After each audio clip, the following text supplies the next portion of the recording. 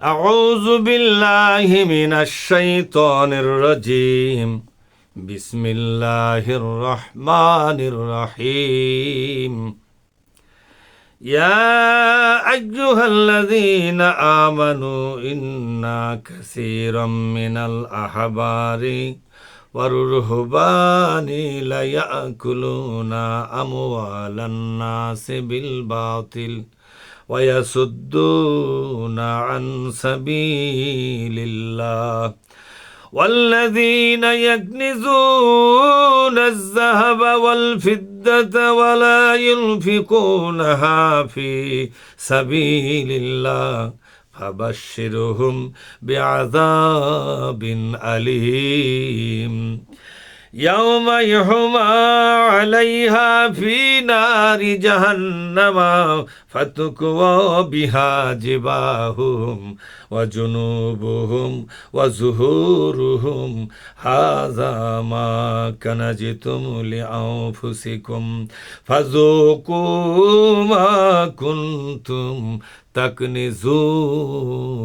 تكنزون আলহামদুলিল্লাহ রাব্বিল আলামিন ওয়াসসালাতু ওয়াসসালামু আলা সাইয়্যিদিল মুরসালিন ওয়া আলা আলিহি ওয়া আসহাবিহি আজমাইন আম্মা বাদ। সম্মানিত দ্বীনী বন্ধুগণ, আমি আপনাদের সামনে সূরা আত-তাওবা 34 এবং 35 নম্বর দুটি আয়াত পড়ে শোনালাম। এই দুইটি আয়াতের মাধ্যমে মহাবিশ্বের মালিক আল্লাহ রব্বুল আলামিন আমাদেরকে যে মেসেজটা দিয়েছেন, যে বক্তব্য পেশ করেছেন, সেই বক্তব্যকে জানবার জন্য, বুঝবার জন্য, উপলব্ধি করবার জন্য আমরা চেষ্টা করব। আমা তৌফিক ইল্লা বিল্লাহ।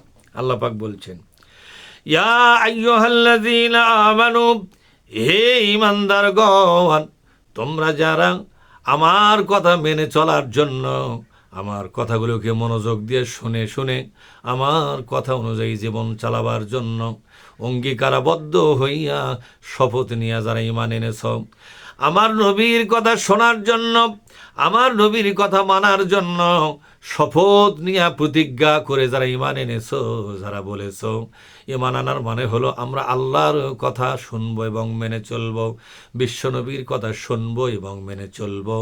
সামি'না ওয়া আতা'না, সামি'না মানে আমরা শুনবো এবং সাথে সাথেই সেটা মেনে চলবো। তোমরা যারা আমার কথা শুনতে চাও, মেনে চলতে চাও, তোমাদের জন্য আমার বক্তব্য হলো, একটা বিষয় নিয়ে তোমাদেরকে গভীরভাবে চিন্তা ভাবনা করতে হবে, পর্যবেক্ষণ রাখতে হবে, সূক্ষ্ম দৃষ্টি তোমাদের দিতে হবে। তোমরা যদি দৃষ্টি দিতে ভুল করো, তোমরা যদি অনুসন্ধানে ভুল করো, তোমরা যদি সতর্ক হতে ভুল করো, তোমাদের সমূহ সর্বনাশের সম্ভাবনা আছে। ইন্না কাসীরাম মিনাল আহবারি ওয়ার রুহবান, নিশ্চয় ইহুদি খ্রিস্টানদের আলেম ওলামা এবং যারা বহিরা পাদ্রী ছিল, ইহুদি খ্রিস্টানদের মুফতি, ইহুদি খ্রিস্টানদের পীর মাশায়েখ আলেম ওলামা, এরা ছিল ইহুদি খ্রিস্টানদের জগতে ধর্মের লেবাস পরিয়া, ধর্মের মসলা মাসাইল জেনে, ধর্মের কিতাব পত্রের কিছু জ্ঞান অর্জন করিয়া জনগণের মধ্যে জেঁকে বসেছিল শুধু তাদের টাকা পয়সাগুলো মেরে খাওয়ার জন্য। লায়াকুলুনা আমওয়ালান নাসি বিল বাতিল, অন্যায়ভাবে ইসলামের কিতাবের মসলা মাসাইলের দোহাই দিয়া তারা জনগণের কাছ থেকে কোটি কোটি টাকা খেয়ে খেয়ে এক একটা মুফতি, ইহুদি খ্রিস্টানদের এক একটা মুফতি, আলেম এবং পীর মাশায়েখ, তারা নিজেদের জীবনে টাকার কুমির হয়ে গেল, সোনাদানার টাকা পয়সা কুমির হয়ে গেল, টাকার স্তূপ তৈরি করে ফেলল। তাদের এই টাকা ইনকামের পিছনে ছিল ইসলামের নামে ধোকা দেওয়া, মসলা দেওয়ার নামে ধোকামূলক মসলা দেওয়া, সত্য বলার নামে মিথ্যা বলে বলে জনগণকে আল্লাহর পথ থেকে বিরত রাখা, জনগণ যাতে এই দুনিয়াতে আল্লাহর সর্বশেষ নাজিল করা কোরআন প্রতিষ্ঠিত করার জন্য ঐক্যবদ্ধ হতে না পারে, জনগণ যাতে জীবন বাজি রেখে বিশ্বনবের হাতে হাত দিয়া ঐক্যবদ্ধ হইয়া এই দুনিয়ার সমস্ত জাহিলিয়াতকে বিদায় করে দিয়া, এই দুনিয়ার সমস্ত কুফরি বিধান, কুফরি ব্যবস্থাপনা, এগুলোকে বিদায় করে দিয়া ইমানি বিধান, ইমানি সংবিধান, ইমানি ব্যবস্থাপনা, ইমানি অর্থ ব্যবস্থা, ইমানি আইন ব্যবস্থা প্রতিষ্ঠার জন্য যেন আন্দোলন করতে না পারে, সেই জন্যই তারা উল্টা পাল্টায় ধর্মের নামে কথা বলে বলে জনগণকে আপনার কাছ থেকে ইসলামী আন্দোলন থেকে বিচ্ছিন্ন করতে চায়। এই বিচ্ছিন্ন করবার মিশনে অংশগ্রহণ করার জন্য তারা মতলববাজ রাজনীতিবিদদের কাছ থেকে হাজার হাজার কোটি টাকা তারা ভোগ করতেছে।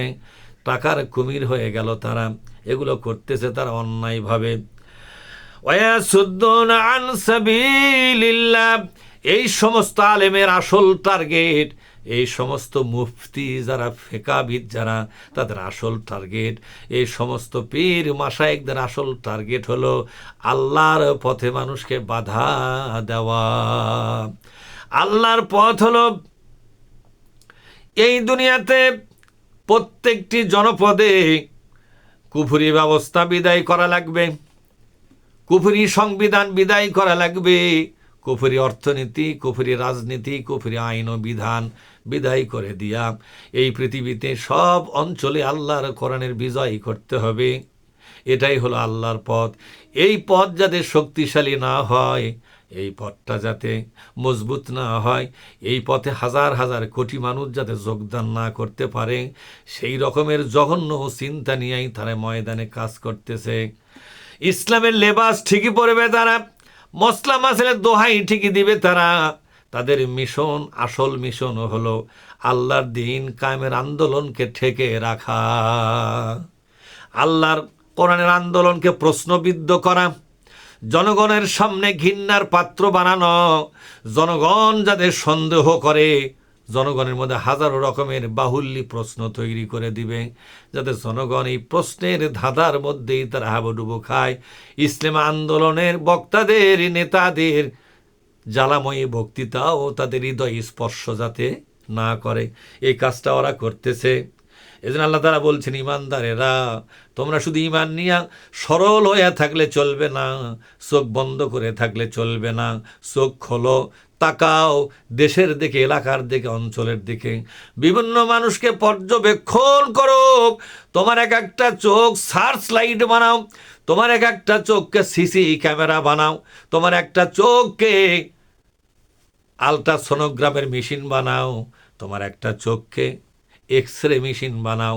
চোখ দিয়ে তাকায়া বুঝতে চেষ্টা করো এই ব্যক্তি, এই ধর্মের লেবাস পরা ব্যক্তি, মুফতির নামে ফতোয়ার ভান্ডার খুলে বসেছে সেই ব্যক্তি, কিংবা পীর মাশায়েখ হয়ে দরবার তৈরি করে মানুষকে, দুনিয়ার মানুষকে ধাঁধামূলক কথা বলে বলে নিজের দল ভারী করে করে দরবারটাকে টিকিয়ে রেখেছে যে ব্যক্তি, এই সমস্ত ব্যক্তিদের মধ্যে কারা কারা আল্লাহর কোরআন প্রতিষ্ঠার আন্দোলনকে মানুষের সামনে সন্দেহের পাত্র বানায়, কারা কারা মানুষের সামনে হাজারো সন্দেহমূলক প্রশ্ন তৈরি করে দেয়, এই দলটাকে প্রশ্নবিদ্ধ করে কারা কারা, এদেরকে যদি চিনতে না পারো আন্দোলনের ময়দানে বেশি দূর আগাতে পারবে না, মাঝপথেই থেমে যাবে।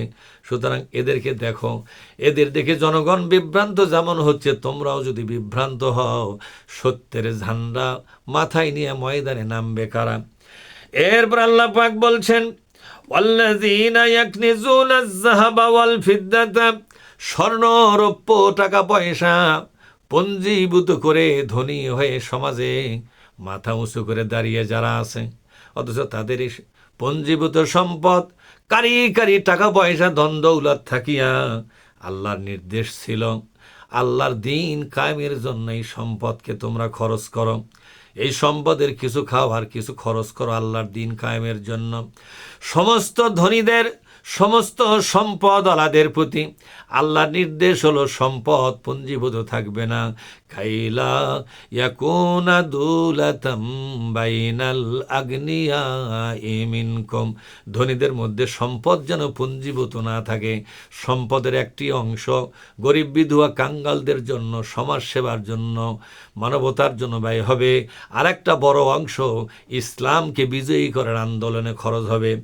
এই আন্দোলনে খরচ করবে না যারা, ওয়ালা ইউনফিকুনাহা ফি সাবিলিল্লাহ, ইসলাম কায়েমের আন্দোলনে যারা অর্থ খরচ করবে না, সে সমস্ত ধনীদেরকে বলা হচ্ছে ফাবাশশিরহুম বিআযাবিন আলীম। ও নবীজি, এই সমস্ত ধনীদেরকে ডেকে বলো, শুধু আনুষ্ঠানিক ইবাদত বন্দেগি করে জান্নাত পাওয়া যাবে না, বরং জান্নাত পাওয়ার জন্য ইসলামী আন্দোলনে কারি কারি টাকা পয়সা তোমাদের খরচ করতে হবে।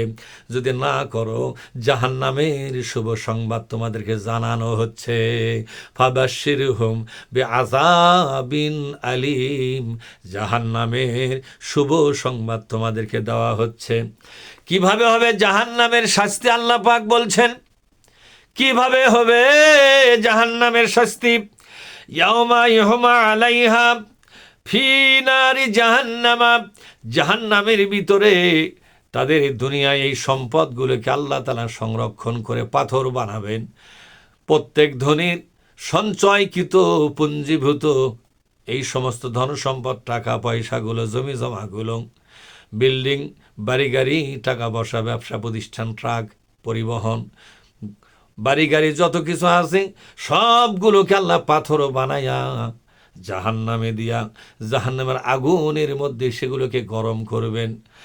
প্রচণ্ডভাবে জাহান্নামের আগুনে গরম হওয়ার পর এই সমস্ত মুসলিম ধনীদেরকে ডাকা হবে, ফেরেশতাদেরকে নির্দেশ দেওয়া হবে ফাতুকুয়া বিহা, ও ফেরেশতারা, জাহান্নামে ধনীদের সম্পদকে পাথর বানায়া ওই পাথরগুলোকে জাহান্নামের আগুনে যে পরিমাণ উত্তপ্ত করা হয়েছে, এক একটা পাথর ধরে ধরে ধনীদেরকে ছ্যাঁকা দেওয়া শুরু করো। ধনীদেরকে স্যাংটা দাও, ধনীদের দেহের ওপরে ঠাসা ধরো, যাতে তাদের কলজা, ফেসকা, হাড্ডি গুড্ডি সব গলে সারখার হয়ে যায়। এভাবে শাস্তি কার্যকর করো। কোথায় কোথায় দিবা আল্লাহ বলছেন, ফাতুকুয়া বিহা জিবাহুহুম ওয়া জুনুবুহুম ওয়া জুহুরুহুম, তাদের বুকের ওপর ঠেসে ধরো, তাদের পিঠের ওপর ঠেসে ধরো, আর তাদের পাঁজরে, দুই পাঁজরে ঠেসে ধরো। দুই পাঁজরে ঠেসে ধরা হলো, আর বুকের ওপর ঠেসে ধরা হলো, পিঠের ওপর ঠেসে ধরা হলো, এবং বলা হলো হাযা মা কানাসতুম লিআনফুসিকুম, তোমরা তোমাদের নিজের জীবনকে সম্পদশালী বানাবার জন্য দুনিয়ার হাজারো কোটি মানুষের সামনে নিজেরা বেশি ধনী হয়ে মাথা উঁচু করে দাঁড়াবার জন্য যে সম্পদের স্তূপ করেছিলে, যে সম্পদের পাহাড় তোমরা তৈরি করেছিলে, তোমাদেরই জড়ো করা, তোমাদেরই পঞ্জীভূত করা, তোমাদেরই স্তূপকৃত সম্পদগুলোকে পাথর বানায়া আমি আল্লাহ জাহান্নামে আগুনের মধ্যে গরম করে করে তোমাদেরকে ছ্যাঁকা দিচ্ছি। এখন এই ছ্যাঁকা খাও, এই ছ্যাঁকার যে মজা অনুভব করো। আল্লাহ পাক বলছেন ফাজুকু মা কুনতুম তাকনিজুন, তোমরা যা কিছু পঞ্জীভূত করেছিলে, স্তূপ করেছিলে, সম্পদের পাহাড় তোমরা তৈরি করেছিলে, সেই পাহাড়কৃত সম্পদ, সেই পাহাড়ের মতো অত বড় বেশি সম্পদগুলোকে আমি জাহান্নামে পাথর বানায়া গরম করেছি। এগুলোর মজা চাকতে থাকো।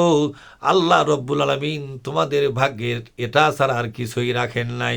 মহাবিশ্বের মালিক আল্লাহ পাক তার এই দুইটি আয়াতের কথা আমাদের বুঝবার তৌফিক দান করুন। আল্লাহুম্মা আমিন।